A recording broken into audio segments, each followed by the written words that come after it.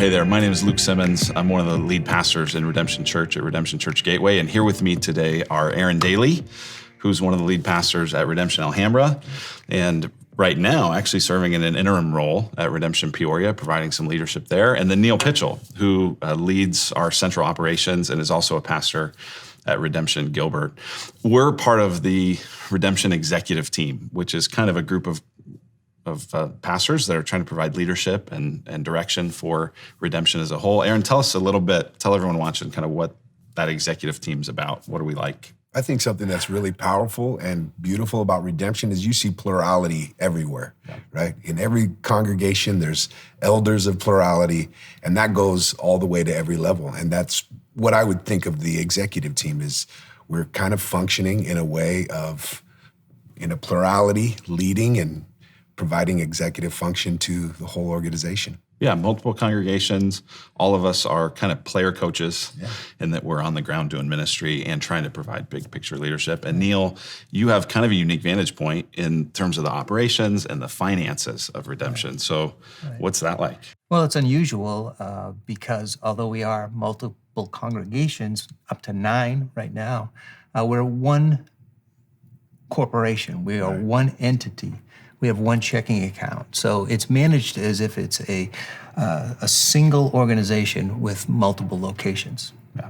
And so the reason we're making this video is we have just some really cool stuff to share with you about just what God has done over this last season. You know, we're about 6 months now since the pandemic really started. And holy smokes, 6 months. And it's been challenging for everybody. I imagine everyone watching this is just worn out and tired from it. But I know when it first started, we had some real concerns, probably like everybody, about what's the financial picture going to look like. And really the reason we want to have this conversation is to celebrate that not only has God provided what we've needed, but he's allowed the past generosity of Redemption people and the current generosity to allow us to really be generous outside of Redemption as well. And so we just want to celebrate that. We feel like the people, you watching, you're part of our church, you would love to kind of hear about some of this stuff. So maybe take us back to that early, that part of March. What were you thinking, Neil, as this all started? Sure. Actually, as the Jewish bookkeeper, I was nervous. I immediately went to the idea of how do we cut expenses? How do we prepare ourselves for the imminent situation that was coming as businesses were closing, as people were losing their jobs? How could we prepare to be ready to maintain our organization in the midst of all that? So my first flinch was, how do we cut expenses and be ready? Yeah, button down the hatches. Exactly. Try to prepare for what might happen. We had a situation where we had pretty strong reserves, and you've had a real conservative approach. You call yourself the Jewish bookkeeper. I don't know if we're allowed to call you that or not, but you've had a very— That's what I am. You've had a very conservative approach that's put us in a position where we felt like we weren't going to be totally high and dry, but you just didn't know what was going to happen. Right.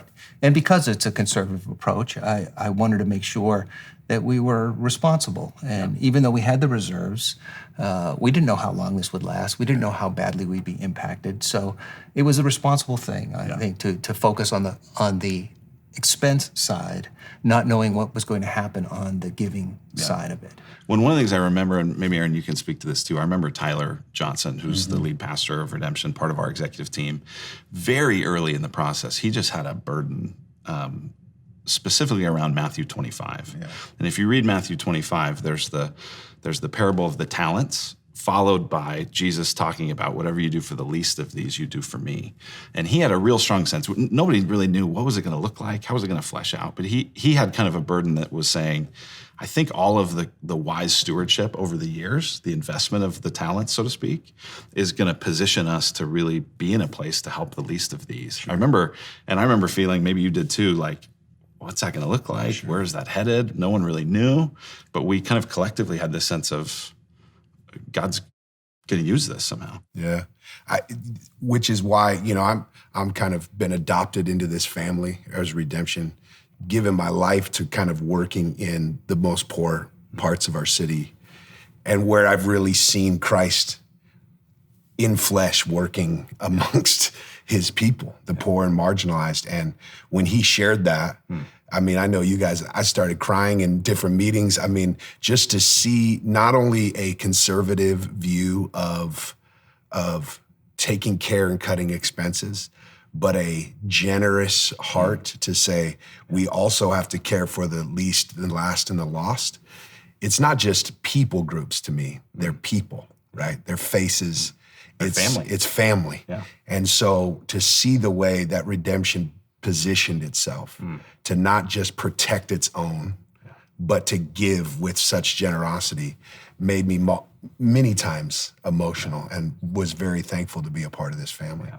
So Aaron, you just used a word there, conservative, and maybe this would be something for you to talk about, Neil. When you talk about a conservative approach to money or stewardship, what does that mean?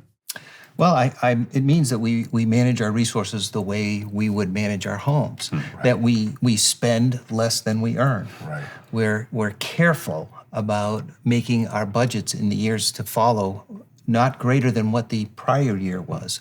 We're very careful to be wise stewards and yet still be extremely generous. Right. Yeah.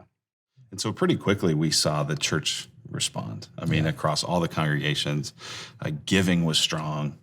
Across all the congregations, all sorts of other initiatives to serve the community and to make a difference really began to pop up. And I want to just highlight a few of those before we talk about kind of the big picture thing to celebrate. And so here's a list that some of our lead pastors sent me and put together just about the impact that happened in some of the congregations. There's a whole lot more that I'm not including, just to kind of keep it simple. West Mesa, they assisted families in need from the church whose jobs were affected by the stay-at-home order. A lot of folks in their congregation that needed some help.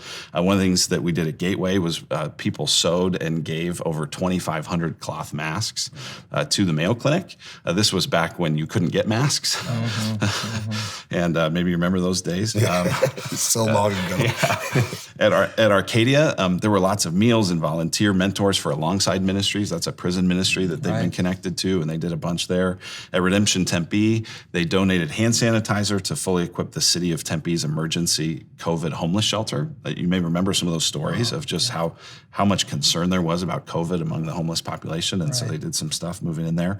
At Redemption Tucson, they meet at a school called Safford School, and they did a bunch of physical and financial support of the teachers and the families from that school there. At Alhambra, one of the things you guys did is provided just community food boxes for families in need.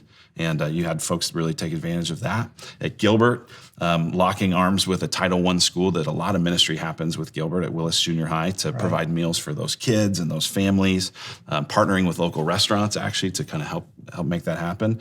Peoria helped another 20 families, raised and spent about $10,000 just to help families that were in need. And then I love some of these stories from Flagstaff. I actually included two from Flag because, you may remember Flagstaff being close to the reservations, there was a kind of epicenter moment as it related to COVID. And they just did some really cool things. With some of their partners, they provided food and supplies every 2 weeks to 12 Navajo and Hopi communities. And that totaled, between what Flagstaff did and then the partnerships they forged, about $165,000 in financial and in-kind donations. And then the other thing they did, and this is cool, is they collected together a bunch of other churches in the community and took part in nightly prayer and worship gatherings at the Flagstaff Medical Center for 72 consecutive nights. And amazing. Yeah, so I feel like that's just, and what's cool is that's just a fraction. I don't know how exciting it would be on a video if I just read the whole list, but really, really cool. And then as we just continued to see the overall general giving, generosity just pour in, we started to also hear some stories from people in churches that weren't experiencing that same level of provision. Yeah. Talk about some of what we started hearing. So one of the things that we have positioned ourselves to do as a team is not just wait for people to come beg us for something, but to see needs and to try to meet them. Yeah. And when we had that kind of resources and we were talking as an executive team, you guys kind of said, Aaron, you know these people, right? And they're not just people to me, they're family. Yeah. I know their hearts, their doctrine, their lives.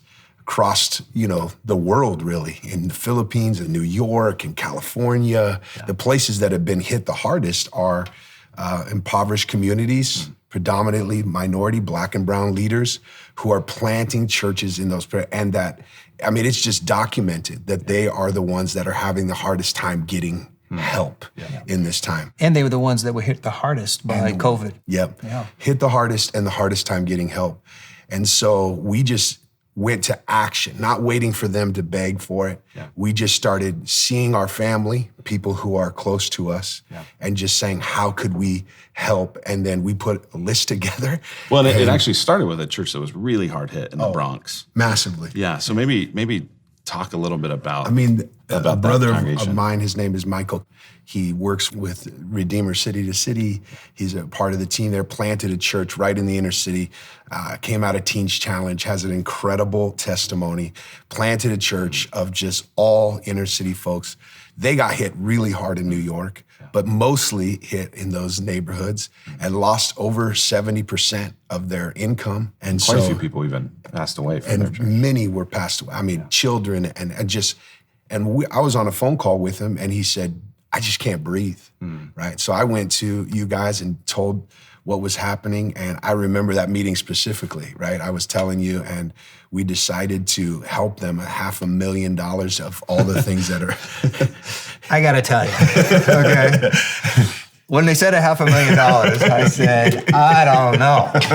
Listen, I wasn't that's expecting a lot of money. it. I was not expecting it, and I don't think they were. But I remember Luke sitting there, and I couldn't talk. I was just crying because it wasn't just, I didn't come up with the number. We felt the Spirit of God moving in that midst. And you said, why are you crying? Yeah. And I couldn't talk. Because I know what that's going to do. They've never even heard that number mentioned in a gift. But to say, we're not going to just make sure you make it through this time. We're your family. And when we told them that, they had the same reaction. They just broke down and cried with people don't give that way, but it does feel a lot like how God gives to us. When I remember how we did it was we kind of figured, about 250,000 of that would help cover their church through the year. Absolutely. And then we said, you know what, here's another 250,000. You're connected with other churches in your community that we'll never be connected with. Why don't you figure out how to distribute that? And that kind of got the ball rolling. To where we started going, you know what, based on how faithful God has been through his people in the past and now, we really are positioned now, kind of in that Matthew 25 way, to give a lot away. And there's actually a video that Neil, that you've put together that kind of gives a little bit of a rationale for why would you give away so much money? And there's really a strong biblical case for it. Old Testament, by the way. Yeah, of course. That's perfect. Yeah. But talk a little bit, maybe Neil, about just both of you guys, just where did we start to give that money? Where did it go?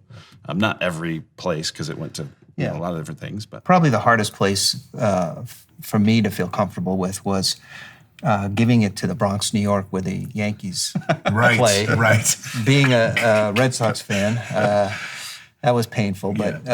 But I think when we talked to Michael, he said he would wear a Red Sox. I told him. In fact, I said, if I send you this check, I need you to wear a Red Sox hat. He said, if you send that check, I'll wear an entire Red Sox uniform at Yankee Stadium. I said, okay, that's a deal. But as Aaron said, he has the connections, and he brought to us a list of inner city ministries, churches that were struggling in this situation because of the impact that they had on their giving. And we just took a look at that list and said, okay, how do we respond? What is their need? What can we do? And we just went for it, and it was really exciting and incredible. Well, some of it local. Quite a few Phoenix relationship churches and ministries. Some of it more national. Some of it even international. Yeah. There's a church in Kuwait, Philippines, called Life Connection Church Network, and they got hit really hard. In the global church, the lockdowns looked different. They could not engage. Online giving is not an option across the world in some places. and just got hit massively. And so we were able to give them a chunk of money. California got hit big time. I mean, you're talking about people who felt it differently than we did, and we just felt a burden, really, and an unction from the Spirit to say we've got to do something to help. And I want to thank you, Redemption Church, for your generosity. Without your commitment to the Lord in your giving to the church, we couldn't have done these things. We couldn't have been blessed as we were to be a blessing. So we want to say thank you. It wasn't just our conservative management of the resources over the years. It is your generosity. Thank you again for making this happen. Yeah, we're just deeply appreciative. And so we wanted to be able to celebrate with you that because of God's faithfulness to you and your faithfulness to the ministry, we've actually been able to give away over $1.5 million to Bible-based, gospel-driven ministries that are committed to seeing God at work, that we're in under-resourced places that got hit hard. And we don't feel like we're done. The year's not over. And this continues to be just a remarkably generous church, and we're deeply thankful. And so thank you for your partnership. Thank you for your heart, and we love you a lot.